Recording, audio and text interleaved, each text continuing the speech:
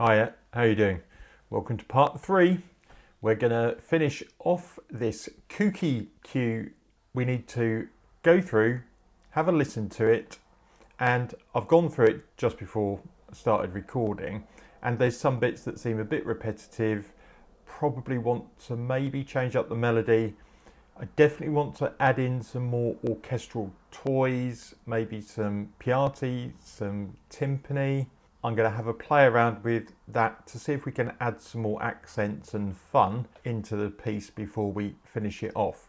Then we're going to open up the stems so that we can group instruments together, mix it, automate any of the volumes that we want through the piece as it goes along, and ultimately create our finished set of stems. Right, I'm going to have a listen through and see if I can change anything or add any extra little embellishments to this. So see you in a bit.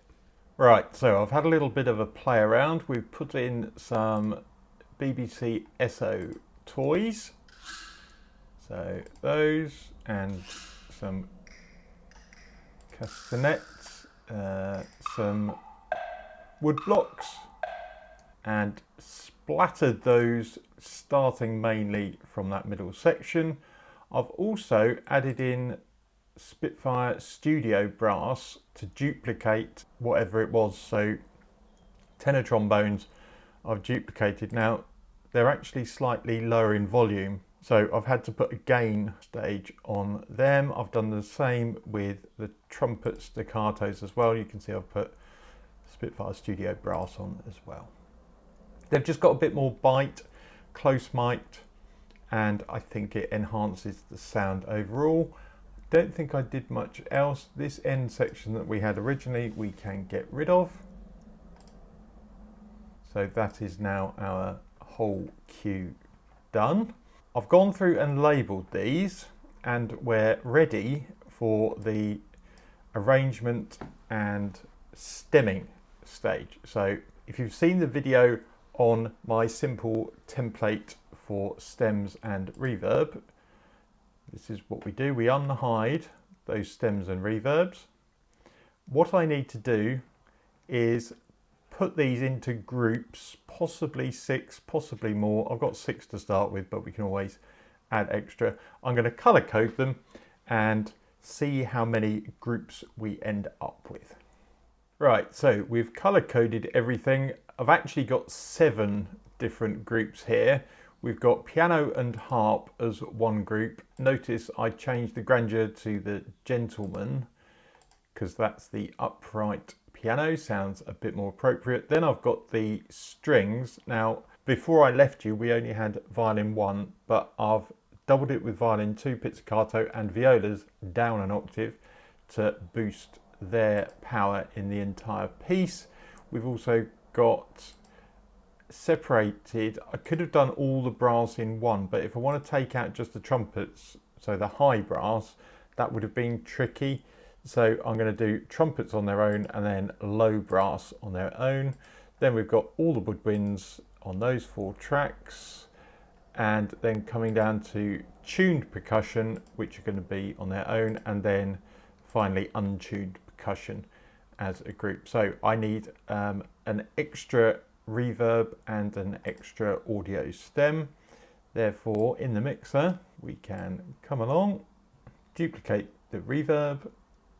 We need another audio track, stem 7, change its input to bus 27. Now that I've got my extra reverb and stem ready, I can go through and label these. Piano harp, we'll call that low brass reverb, and the same labeling will go for the stems. Okay, now we're ready to go through and put the outputs to the correct stems, so the instruments are going to the right places. And because we are doing this in order from top down, it makes it a lot easier for us. So the output, instead of going to stereo out now, let's select both tracks. These are going to piano and harp stem, string stem, trumpet stem, low brass stem, woods stem, tuned perc stem, untuned perk stem. Okay, if I play this, we should hear nothing. That is because these are audio tracks, so they need to be in input monitoring for anything to go through them. Great. What I need to do now is go through each of the tracks, mix in the amount of reverb I want. So we will do that with the sends, so that we use the piano and harp reverb, for example, and we will dial in the amount we want.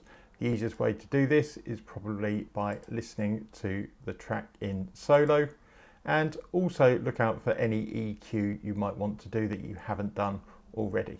So see you when I've done that. So a bit to remember is don't forget to put in automation in your tracks area if you want to raise and lower the volume of different tracks as you go along. We are now ready to put these out of input monitoring into record mode. If it makes you feel safer, make sure the metronome's off, even though it won't be recorded. And all I'm going to do is press record and watch the stems appear. As if by magic, there we go. So we've got all our stems. Remember, you let the recording carry on to make sure all the reverb tails are out at the end. Then we can now set our region that we want to master and spit out as our final stem. So we can go in and have a look at the waveforms for this. That'll be fine. And for the ending, we're going to show the master output track. Let's stick a MIDI region in, put on automation, change the curve, and make sure it sounds okay.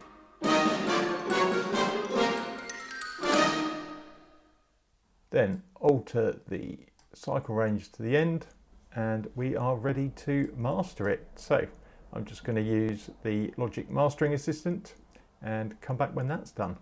Okay, well, in the words of Looney Tunes, that's all, folks. I've used the clean setting and I think that sounds quite nice. I'll play it for you as an outro. I've had loads of fun writing this cue. Like and subscribe is always appreciated, and I hope you had fun following along and seeing the process develop. I'll see you again for the next one.